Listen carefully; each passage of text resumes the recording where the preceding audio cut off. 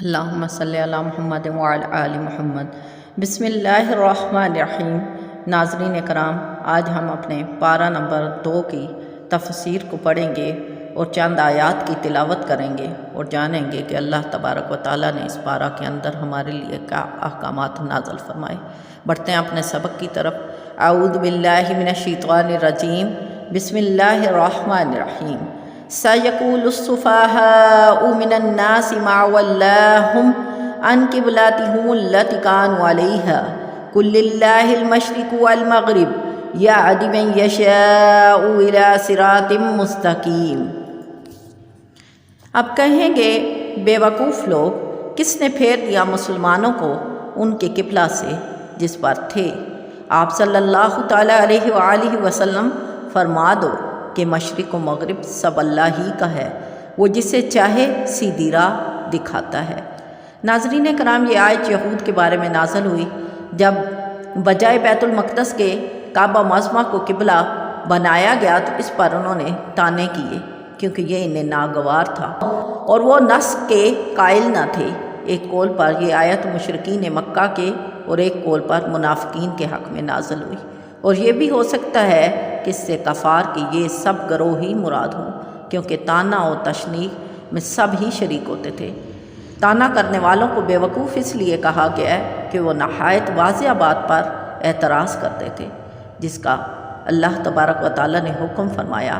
آگے ہے قَدْ نَرَىٰ تَقَلُّبَ وَجْهِكَ فِي السَّمَاءِ فَلَنُوَلِّيَنَّكَ قِبْلَةً تَرْضَاهَا فَوَلِّ وَجْهَكَ شَطْرَ الْمَسْجِدِ الْحَرَامِ۔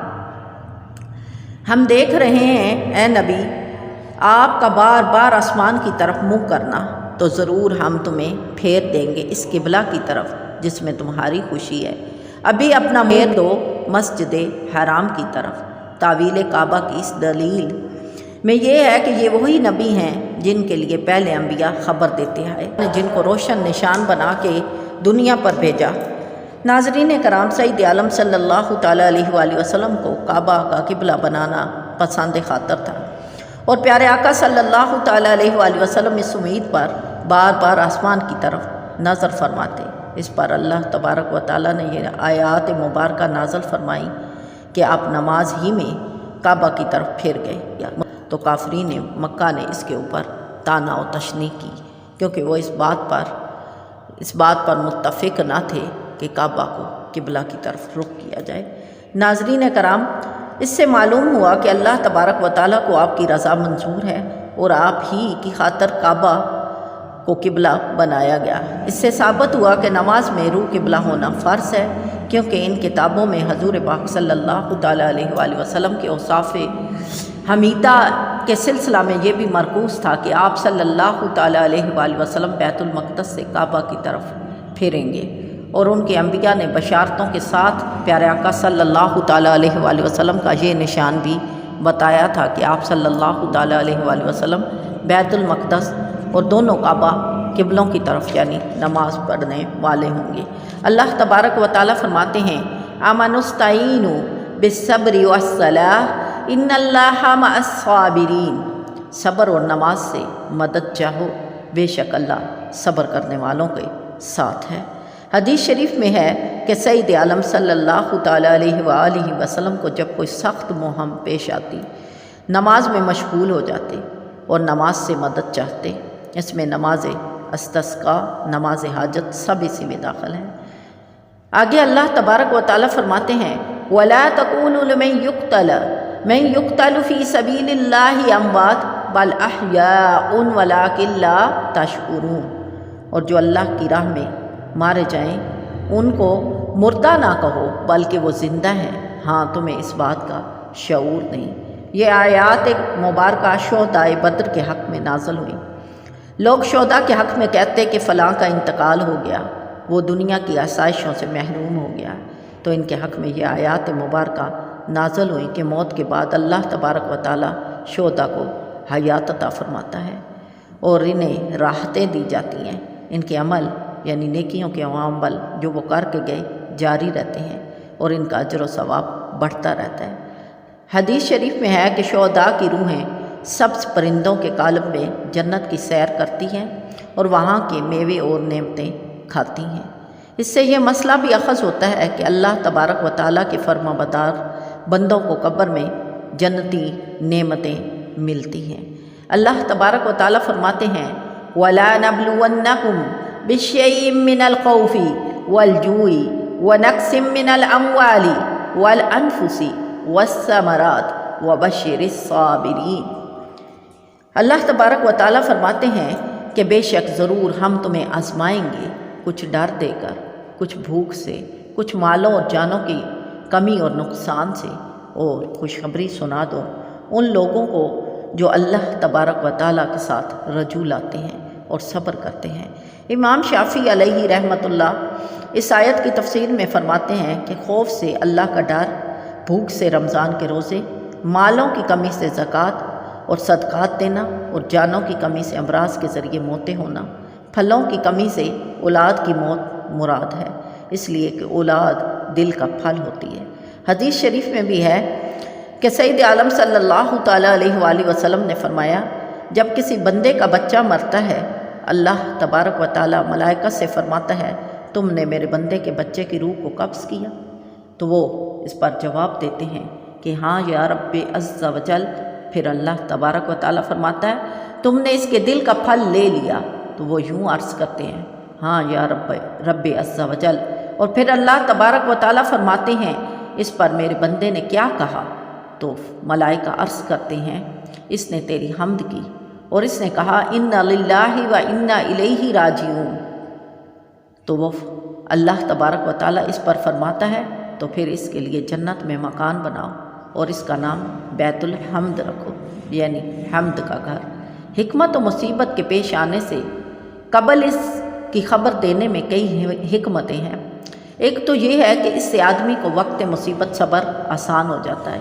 ایک یہ ہے کہ جب کافر دیکھیں کہ مسلمان بلا و مصیبت میں گرفتار ہیں، وہ صبر و شکر اور استقلال کے ساتھ اپنے دین پر قائم ہیں، تو انہیں دین کی خوبی معلوم ہو جاتی ہے اور اس کی طرف وہ رغبت کرتے ہیں۔ ایک یہ ہے کہ آنے والی مصیبت کے قبل از وقت وقوع اطلاع غیبی خبر، یعنی نبی کریم صلی اللہ تعالیٰ علیہ وآلہ وسلم کا معجزہ ہے، اور یہ ایک حکمت ہے۔ حدیث شریف میں ہے کہ مصیبت کے وقت انا للہ و انا الیہ راجعون پڑھنا رحمت الہی کا سبب ہوتا ہے۔ یہ بھی حدیث میں ہے کہ مومن کی تکلیف کو اللہ تبارک و تعالیٰ کفارہ گناہ بناتا ہے۔ اللہ تبارک و تعالیٰ ہمیں سمجھنے کی توفیق عطا فرمائے۔ آگے اللہ تبارک و تعالیٰ فرماتے ہیں ان الصفا والمروۃ من شعائر اللہ فمن حج البیت او اعتمر فلا جناح علیہ ان یطوف بہما، کہ صفا اور مروہ اللہ کی نشانیوں میں سے ہیں، تو جو اللہ تبارک و تعالیٰ کے گھر کا حج یا عمرہ کرے اس پر کچھ گناہ نہیں کہ ان دونوں کی طرف پھرے۔ اللہ تبارک و تعالیٰ فرماتے ہیں کہ بے شک یہ وہ پہاڑ ہیں جن کو اللہ تبارک و تعالیٰ نے نشانی بنایا۔ صفا اور مروہ مکہ مکرمہ کے دو پہاڑ ہیں جو کعبہ معظمہ کے مقابل جانب شرق میں واقع ہے، اور مروہ شمال کی طرف مائل، صفا جنوب کی طرف جبل ابی قیس کے دامن میں ہے۔ حضرت ہاجرہ اور حضرت اسماعیل علیہ السلام نے ان دونوں پہاڑوں کے قریب اس مقام پر جہاں چائے زمزم ہے باحکم الہی سکونت اختیار فرمائی۔ اس وقت یہ مقام سنگلاخ بیابان تھا، نہ یہاں سبزہ تھا، نہ پانی، نہ کھانے پینے کا کوئی سامان۔ رضائے الہی کے لیے ان مقبول بندوں نے وہاں صبر کیا۔ حضرت اسماعیل علیہ السلام بہت ہی چھوٹے تھے، تشنگی سے جب ان کی جان پہ بنی اور حالت ہوئی جان جانے کی تو حضرت ہاجرہ بیتاب ہو کر کوہ صفا پر تشریف لے گئیں۔ وہاں بھی پانی نہ پایا تو نشیب کے میدان میں دوڑتی ہوئی مروہ تک پہنچی۔ اس طرح 7 مرتبہ گردش ہوئی، اور اللہ تبارک و تعالیٰ نے ان اللہ مع الصابرین کا جلوہ اس طرح ظاہر فرمایا کہ غیب سے ایک چشمہ زمزم نمودار کیا، اور ان کے صبر و استقلال اور اخلاص کی برکت سے ان کے اتباع میں ان دونوں پہاڑوں کے درمیان دوڑنے والوں کو مقبول بارگاہ کیا، اور ان دونوں کو محل عطا فرمایا۔ اللہ تبارک و تعالیٰ بے شک صبر کرنے والوں کے ساتھ ہے، اور صبر ہی انسان کے لیے بہت بڑی قوت ہے۔ زمانہ جاہلیت میں صفا مروہ پر 2 بت رکھے گئے تھے۔ صفا پر جو بت تھا اس کا نام عصاب، اور جو مروہ پر تھا اس کا نام نائلہ تھا۔ کفار جب صفا اور مروہ کے درمیان صحیح کرتے تو ان بتوں پر تعظیماً ہاتھ پھیرتے۔ عہد اسلام میں بت تو توڑ دیے گئے، لیکن چونکہ کفار یہاں پر اپنا فعل یہ کرتے تھے، اس لیے مسلمانوں کو صفا اور مروہ کے درمیان صحیح کرنا گراں ہوا کہ اس میں کفار کے ساتھ ملتا جلتا فعل ہو جائے گا اور کچھ مشابہت ہے۔ اس پر اللہ تبارک و تعالیٰ نے اطمینان کے لیے یہ آیات مبارکہ نازل فرمائیں، چونکہ تمہاری نیت خالص عبادت الہی کی ہے تو تمہیں اندیشہ نہیں ان کی مشابہت کا۔ اور جس طرح کعبہ کے اندر زمانہ جاہلیت میں کفار نے بت رکھے تھے، اب عہد اسلام میں بت اٹھا دیے گئے ہیں اور کعبہ شریف کا طواف درست رہا اور وہ شاعر دین میں سے ہے۔ اس طرح کفار کی بت پرستی سے صفا اور مروہ کے شاعر دین ہونے میں کچھ فرق نہیں آتا۔ حدیث شریف سے ثابت ہے کہ سید عالم صلی اللہ تعالیٰ علیہ وآلہ وسلم نے اس پر مد و مت فرمائی اور اس کے ترک سے دم دینا یعنی قربانی واجب ہونا بتائی، یعنی ہر صورت صفا اور مروہ کے درمیان صحیح کرنے سے ہی حج و عمرہ ہوتا ہے، اور یہ لازم فعل ہے۔ اللہ تبارک و تعالیٰ ہمیں سمجھنے کی توفیق عطا فرمائے۔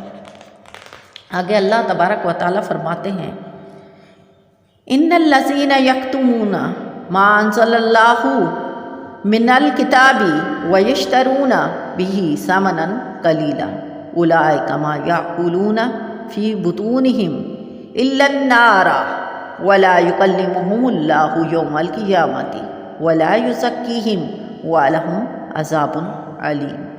یعنی اللہ تبارک و تعالیٰ فرماتے ہیں کہ وہ جو چھپاتے ہیں اللہ کی اتاری ہوئی کتاب اور اس کے بدلے ذلیل قیمت لے لیتے ہیں، وہ اپنے پیٹوں میں آگ بھرتے ہیں، اور اللہ قیامت کے دن ان سے بات نہیں کرے گا اور نہ انہیں ستھرا کرے گا، اور ان کے لیے دردناک عذاب ہے۔ یہود، علماء اور روسا جو امید رکھتے تھے کہ نبی آخر الزمان صلی اللہ تعالیٰ علیہ وآلہ وسلم ان میں مابعوث کیے جائیں گے، جب انہوں نے دیکھا کہ سید عالم صلی اللہ تعالیٰ علیہ وآلہ وسلم دوسری قوم میں سے مابعوث فرمائے گئے ہیں، تو انہیں یہ خیال اور اندیشہ ہوا کہ لوگ توریت و انجیل میں حضور پاک صلی اللہ تعالیٰ علیہ وآلہ وسلم کے اوصاف دیکھ کر آپ کی فرما برداری کی طرف جھک پڑیں گے، اور ان کے نذرانے، ہدیے، تحفے، تحائف سب بند ہو جائیں گے، حکومت بھی جاتی رہے گی۔ تو اس خیال سے انہیں یہ حسد پیدا ہوا، اور توریت و انجیل میں پیارے آقا صلی اللہ تعالیٰ علیہ وآلہ وسلم کی جو نعت و صفات آپ کے وقت نبوت کا بیان تھا، انہوں نے اس کو چھپا لیا، اور اس پر اللہ تبارک و تعالیٰ نے فرمایا کہ ایسا کرنے والوں کو اللہ تبارک و تعالیٰ ایسا مال دیں گے جس سے وہ آگ پیٹوں میں بھریں گے، اور اللہ قیامت کے دن ان سے کلام نہیں کرے گا۔ آگے اللہ تبارک و تعالیٰ فرماتے ہیں، شہر رمضان الذی انزل فیہ القرآن ھدی للناس وبینات من الھدی والفرقان فمن شہد منکم الشہر فلیصمہ ومن کان مریضا او علی سفر فعدۃ من ایام اخر یرید اللہ بکم الیسر ولا یرید بکم العسر ولتکملوا العدۃ ولتکبروا اللہ علی ما ھداکم۔ یعنی اللہ تبارک و تعالیٰ فرماتے ہیں رمضان کا مہینہ جس میں قرآن پاک اترا، لوگوں کے لیے ہدایت و رہنمائی اور فیصلہ کی روشن باتیں، تو تم میں جو کوئی یہ مہینہ پائے ضرور اس کے روزے رکھے، اور جو بیمار ہو یا سفر میں ہو تو اتنے روزے اور دنوں میں رکھیے۔ اللہ تبارک و تعالیٰ تم پر آسانی چاہتا ہے اور تم پر دشواری نہیں چاہتا، اس لیے کہ تم گنتی پورے کرو اور اللہ کی بڑائی بولو، اور اس لیے کہ اس نے تمہیں ہدایت کی۔ ناظرین کرام، روزے 10 شعبان 2 ہجری کو فرض کیے گئے۔ اس آیت سے ثابت ہوتا ہے کہ روزے عبادت قدیمہ ہے۔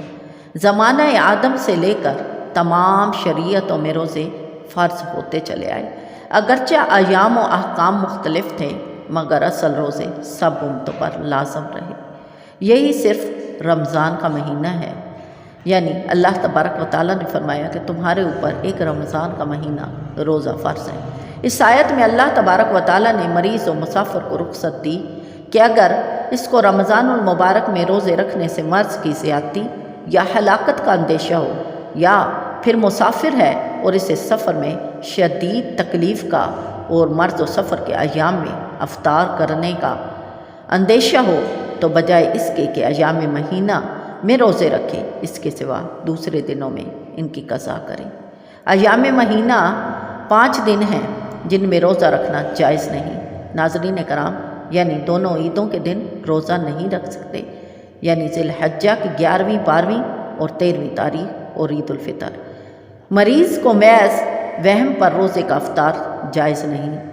اس کے ساتھ یہ مسئلہ بھی اور یہ دلیل بھی ہے کہ جب تک دلیل یا تجربہ سے یہ بات معلوم نہ ہو جائے کہ روزہ رکھنے سے مرض طول پکڑے گا اور اس میں ہلاکت کا سبب ہے، تب تک روزہ نہ چھوڑے۔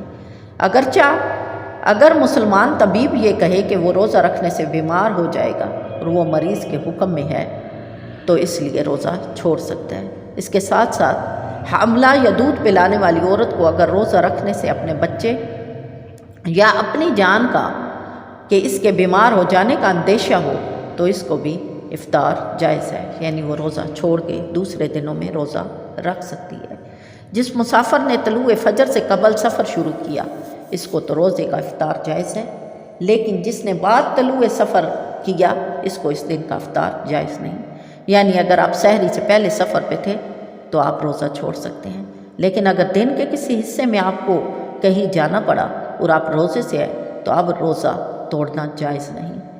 اسی طرح اگر بوڑھے مرد یا عورت کو تکلیف اتنی ہو اور کمزوری ہو کہ روزہ رکھنے سے قدرت نہ آتی ہو، یعنی روزے پر قدرت حاصل نہ ہو اور آئندہ کبھی یہ قوت حاصل ہونے کی امید بھی نہ ہو، تو اس کو شیخ فانی کہتے ہیں۔ اس کے لیے بھی جائز ہے کہ وہ روزہ چھوڑ لے اور ہر روزے کے بدلے صدقہ فطر عطا کرے، یعنی اس وقت کے حساب سے 175 روپیہ اور 1 کٹھیانی، یا پھر اس کے حساب سے گیہوں یا آٹا دے دے تو بھی فدیہ ہو جائے گا۔ اگر فدیہ دینے کے بعد روزہ رکھنے کی قوت واپس آ گئی تو اب روزہ رکھنا واجب ہوگا۔ یہ رمضان وہ ہے کہ جس کی شان اور شرافت اللہ تبارک و تعالیٰ نے قرآن پاک میں نازل فرمائی۔ یہ قرآن پاک کے نزول کی ابتدا ہے کہ رمضان المبارک میں قرآن پاک کا نزول ہوا۔ رمضان المبارک میں شب قدر بھی ہے اور اللہ تبارک و تعالیٰ نے اسے لوح محفوظ پر اتارا قرآن پاک کو، اور اللہ تبارک و تعالیٰ نے اس کے بارے میں فرمایا کہ اسے تلاش کرو۔ حدیث میں ہے حضور پاک صلی اللہ تعالیٰ علیہ وآلہ وسلم نے فرمایا کہ مہینہ 29 دن کا بھی ہوتا ہے اور 30 دن کا بھی، تو چاند دیکھ کر روزے شروع کریں اور چاند دیکھ کر ہی روزے کو افطار کریں۔ اگر 29 رمضان کو چاند کی رؤیت نہ ہو تو 30 کی گنتی پوری کرنا ضروری ہے۔ آگے اللہ تبارک و تعالیٰ فرماتے ہیں وَلَيْسَ الْبِرُّ بِأَنْ تُؤْتُوا الْبُيُوتَ مِنْ ظُهُورِهَا وَلَكِنَّ الْبِرَّ مَنِ اتَّقَىٰ، یعنی یہ بھلائی نہیں کہ گھروں میں پچھلی دیوار کو توڑ کر آؤ، ہاں بھلائی تو پرہیزگاری ہے۔ یعنی اللہ تبارک و تعالیٰ نے کہا کہ گھروں میں اپنے پیچھے سے آئیں۔ زمانہ جاہلیت میں لوگوں کی یہ عادت تھی کہ جب وہ حج کے لیے احرام باندھتے تو کسی مکان میں اس کے دروازے سے داخل نہ ہوتے، اگر ضرورت ہوتی تو پچھلی دیوار کو توڑ کر آتے اور اس کو نیکی جانتے۔ تو اللہ تبارک و تعالیٰ نے اس پر آیات مبارکہ نازل فرمائی کہ گھروں میں پیچھے سے مت داخل ہو، وَأْتُوا الْبُيُوتَ مِنْ أَبْوَابِهَا، اور گھروں میں دروازوں سے آؤ، وَاتَّقُوا اللَّهَ لَعَلَّكُمْ تُفْلِحُونَ، اور اللہ سے ڈرتے رہو اس امید پر کہ تم فلاح پا جاؤ۔ اللہ تبارک و تعالیٰ فرماتے ہیں لَيْسَ عَلَيْكُمْ جُنَاحٌ أَن تَبْتَغُوا فَضْلًا مِّن رَبِّكُمْ، تم پر کچھ گناہ نہیں کہ اپنے رب کا فضل تلاش کرو۔ فَإِذَا أَفَضْتُم مِّنْ عَرَفَاتٍ فَاذْكُرُوا اللَّهَ، تو جب تم عرفات سے پلٹو تو اللہ کے ذکر کو بجا لاؤ۔ مسلمانوں نے اکثر اپنے میں خیال کیا ہوا تھا کہ راہ حج میں جس نے تجارت کی یا اونٹ کرائے پر چلائے اس کا حج ہی نہیں ہوگا۔ اس پر اللہ تبارک و تعالیٰ نے یہ آیات مبارکہ نازل فرمائیں کہ جب تجارت کے افعال میں حج میں کوئی فرق نہیں آئے گا، اور اس وقت تک تجارت مباح ہے کہ عرفات ایک مقام تک پہنچ جائے، یعنی عرفات ایک مقام ہے جس کا نام ہے، تو جو موقف دعاق کا قول ہے کہ حضرت آدم اور حضرت حوا جدائی کے بعد 9 ذی الحجہ کو عرفات کے مقام پر جمع ہوئے اور دونوں میں تعارف ہوا ہے، اس لیے اس دن کا نام عرفہ اور مقام کا نام عرفات ہوا۔ ایک قول یہ ہے کہ چونکہ اس روز بندے اپنے گناہوں کا اعتراف کرتے ہیں، اس لیے اس دن کا نام عرفہ رکھا گیا، تو عرفات میں وقوف فرض ہے۔ آگے اللہ تبارک و تعالیٰ فرماتے ہیں مَسَتْهُمُ الْبَأْسَاءُ وَالضَّرَّاءُ وَزُلْزِلُوا حَتَّى يَقُولَ الرَّسُولُ وَالَّذِينَ آمَنُوا مَعَهُ مَتَىٰ نَصْرُ اللَّهِ أَلَا إِنَّ نَصْرَ اللَّهِ قَرِيبٌ، یعنی جب آپ صلی اللہ تعالیٰ علیہ وآلہ وسلم سے پوچھنے لگے، پہنچی انہیں سختی اور شدت اور ہلا ڈالے گئے یہاں تک کہ کہہ اٹھے رسول اور اس کے ساتھ کے ایمان والے کہ کب آئے گی اللہ کی مدد، سن لو بے شک اللہ کی مدد قریب ہے۔ یعنی آپ صلی اللہ تعالیٰ علیہ وآلہ وسلم سے صحابہ نے پوچھا۔ یہ آیت غزوہ احزاب کے متعلق نازل ہوئی جہاں مسلمانوں کو سردی اور بھوک وغیرہ کی سخت تکلیفیں پہنچیں۔ اس میں انہیں صبر کی تلقین فرمائی گئی اور بتایا گیا کہ راہ خدا میں تکالیف برداشت کرنا قدیم سے خاصان خدا کا معمول رہا ہے، ابھی تو تمہیں پہلوں کی تکلیف پہنچی بھی نہیں، یعنی یہ بات بھی ساتھ ثابت کی گئی کہ تم سے پہلے لوگوں کو زیادہ تکلیف پہنچی۔ بخاری شریف میں ہے حضرت خباب بن عارت رضی اللہ تعالی عنہ سے مروی ہے کہ حضور کریم صلی اللہ تعالی علیہ وآلہ وسلم سایہ کعبہ میں اپنی چادر مبارک سے تکیہ کیے ہوئے تشریف فرما تھے، تو ہم نے پیارے آقا صلی اللہ تعالی علیہ وآلہ وسلم سے عرض کی کہ یا رسول اللہ صلی اللہ تعالی علیہ وآلہ وسلم، آپ ہمارے لیے دعا کیوں نہیں فرماتے، ہماری مدد کیوں نہیں کرتے؟ تو آپ صلی اللہ تعالی علیہ وآلہ وسلم نے فرمایا کہ تم سے پہلے لوگ گرفتار کیے جاتے تھے، زمین میں گڑھا کھود کر ان میں دبائے جاتے تھے، آرے سے چیر کر 2 ٹکڑے کاٹ دیے ڈالے جاتے تھے اور لوہے کی کنگھیوں سے ان کے گوشت نوچے جاتے تھے، اور ان میں کوئی مصیبت انہیں ان کے دین سے روک نہ سکتی تھی۔ یعنی شدت تکلیف اس نہایت کو پہنچ گئی کہ ان کی امتیوں کے رسول اور ان کے فرما بردار مومن بھی طلب مدد میں جلدی کرنے لگے، باوجود یہ کہ رسول بڑے صابر ہوتے اور ان کے اصحاب بھی، لیکن باوجود ان کی انتہائی مصیبتوں کے وہ لوگ اپنے دین پر قائم رہے اور کوئی مصیبت و بلا ان کے حال کو متغیر نہ کر سکی۔ تو اللہ تبارک و تعالیٰ کے پیارے حبیب نے اپنے صحابہ کو تسلی دی اور فرمایا کہ اللہ تبارک و تعالیٰ نے اس میں تمہارے لیے آسانیاں رکھی ہیں۔ آگے اللہ تبارک و تعالیٰ فرماتے ہیں وَيَسْأَلُونَكَ عَنِ الْمَحِيضِ قُلْ هُوَ أَذًّى فَاعْتَزِلُوا النِّسَاءَ فِي الْمَحِيضِ وَلَا تَقْرَبُوهُنَّ حَتَّى يَطْهُرْنَ، یعنی تم سے پوچھتے ہیں حیض کا حکم، تم فرماؤ وہ ناپاکی ہے، اور عورتوں سے الگ رہو حیض کے دنوں میں اور ان سے نزدیکی اختیار نہ کرو جب تک کہ وہ پاک نہ ہو جائیں۔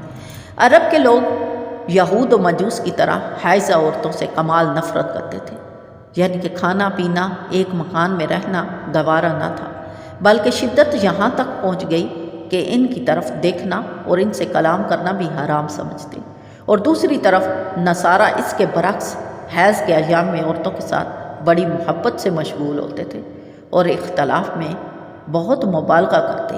مسلمانوں نے آپ صلی اللہ تعالیٰ علیہ وآلہ وسلم سے جب حیض کے بارے میں حکم دریافت کیا تو اس پر اللہ تبارک و تعالیٰ نے آیات مبارکہ نازل فرمائی اور تعلیم فرمائی گئی اور بتا دیا گیا کہ حالت حیض عورتوں سے مجامت ممنوع ہے، یعنی وہ ناپاک ہیں اور جب تک پاک نہ ہو تم ان کے قریب نہیں جا سکتے۔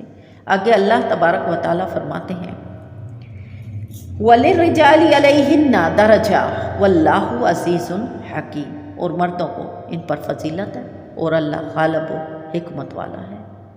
یعنی ایک عورت سید عالم صلی اللہ تعالیٰ علیہ وآلہ وسلم کی خدمت میں حاضر ہوئی اور عرض کیا کہ اس کے شوہر نے کہا ہے کہ وہ اس کو طلاق دیتا اور رجت کرتا رہے گا، ہر مرتبہ جب طلاق کی عدت گزرنے کے قریب ہوگی رجت کر لے گا، پھر طلاق دے دے گا، اس طرح عمر بھر اس کو قید رکھے گا۔ اس پر یہ آیات مبارکہ نازل ہوئی اور ارشاد فرما دیا گیا کہ طلاق رجعی 2 بار تک ہے، اس کے بعد پھر طلاق دینے پر رجت حاصل نہیں ہوگی۔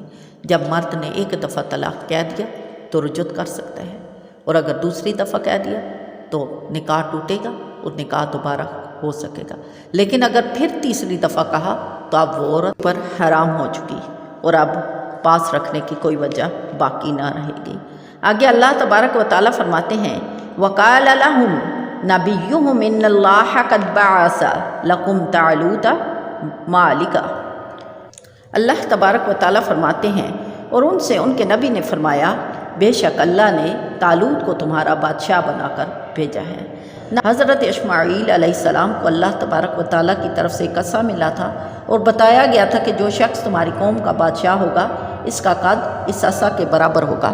آپ نے اس عصا سے طالوت کا قد ناپ کر دیکھا تو اس کو بحکم الہی بنی اسرائیل پر بادشاہ مقرر کیا۔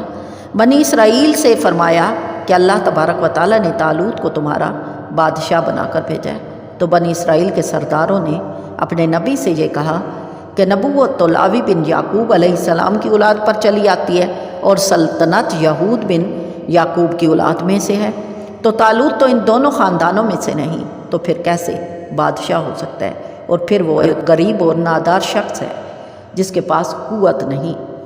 تو اللہ تبارک فرمائی آیات کہ وہ تم میں سے سب سے زیادہ علم والا ہے اور توانا ہے، یعنی نسل و دولت پر سلطنت کا استحقاق نہیں، علم و قوت سلطنت کے لیے ہونا ضروری ہے۔ اور طالوت اس زمانہ میں تمام بنی اسرائیل سے زیادہ علم رکھتا تھا اور جسم میں سب سے زیادہ توانات تھا۔ تبارک و تعالیٰ کے حکم سے حکم ہوا کہ وہ انہیں نشانی دیں، اور اللہ تبارک و تعالیٰ نے فرمایا وَقَالَ لَهُمْ نَبِيُّهُمْ إِنَّ آيَاتَ مُلْكِهِ أَنْ يَأْتِيكُمُ التَّابُوتُ فِيهِ سَكِينَةٌ مِّن رَبِّكُمْ، اور ان کے نبی نے فرمایا اس کی بادشاہی کی نشانی یہ ہے کہ آئے گا تمہارے پاس تابوت جس میں تمہارے رب کی طرف سے دلوں کا چین ہوگا۔ یہ ایک تابوت تھا جس کا طول 3 ہاتھ کا اور عرض 2 ہاتھ کا تھا۔ اس کو اللہ تبارک و تعالیٰ نے حضرت آدم پر نازل فرمایا تھا۔